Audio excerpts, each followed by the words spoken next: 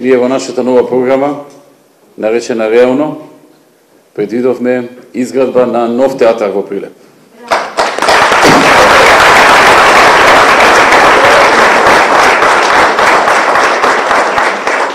Се сеќавам кога ја работевме програмата, имаше многу проекти и требаше да се најдат приоритетите. Кои се најважните приоритети?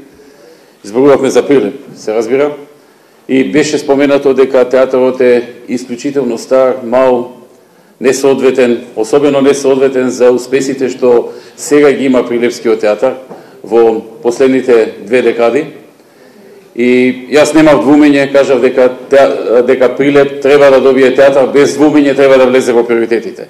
Така што и влезе во приоритетите, влезе во програмата и по изборите ќе почне да се одвиват подготовките во смисла на изработка на идеен проект, па основен проект.